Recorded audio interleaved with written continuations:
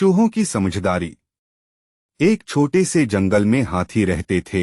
उस जंगल में एक झील थी। झील का पानी पीकर सभी हाथी अपनी प्यास बुझाते थे। उस समय गर्मी बहुत पड़ रही थी। ज्यादा गर्मी के वजह से झील का सारा पानी सूख गया था। अब हाथी पानी के लिए बहुत परेशान रहने लगे। कई दिनों तक वे बिना पानी के रहे। एक दिन उनमें से एक हाथी जोर से कहता है, अब आप सब चिंता मत कीजिए, पानी मिल गया है। यह सुनकर सभी हाथी बहुत खुश हो जाते हैं और कहते हैं, तुम्हें कहाँ मिला पानी? वह हाथी कहता है, यहाँ से थोड़ी दूरी पर एक नदी है, चलो मैं तुम सबको अपने साथ ले चलता हूँ। सभी हाथी उसके पीछे जाते हैं और पेट भरकर नदी का पानी पीते हैं। उस नदी के पास बहुत सारे चूहे रहते थे। हाथियों के वजन के वजह से कई सारे चूहे मर जाते हैं। सारे चूहे हाथियों के पास जाकर कहते हैं, महाराज, नदी के पास हमारा परिवार रहता है, लेकिन आपके भारी वजन के कारण बहुत चूहे मर गए हैं।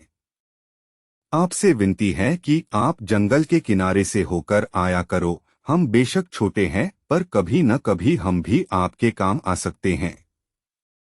उनमें से एक हाथी हंसते हुए कहता है, तुम इतने छोटे हो, तुम हमारे क्या काम आयोगे?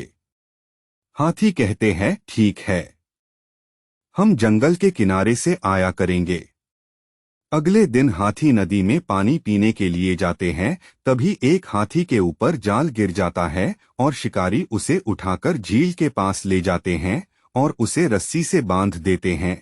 सभी हाथी चूहों के पास जाते हैं और उन्हें सारी बात बता देते हैं। चूहे कहते हैं, आप चिंता मत कीजिए, हम आपकी मदद करेंगे। रात होते ही चूहे उस हाथी के पास जाते हैं। चूहे अपने दांतों से रस्सी और जाल को काट देते हैं, जिससे वह हाथी बच जाता है। यह वही हाथी था जिसने उन चूहों का मजाक उड़ाया था। वह कहता है, मुझे माफ कर दीजिए, मैंने उस दिन आपको छोटा समझकर मजाक बनाया था। आज आपकी वजह से मेरी जान बची है। सीख, इस कहानी से हमें यह समझ आता है कि छोटे लोगों का कभी मजाक नहीं बनाना चाहिए। मुश्किल समय में कोई भी काम आ सकता है। जो काम चूहों ने किया था, वह काम हाथी कभी नहीं कर सकते थे।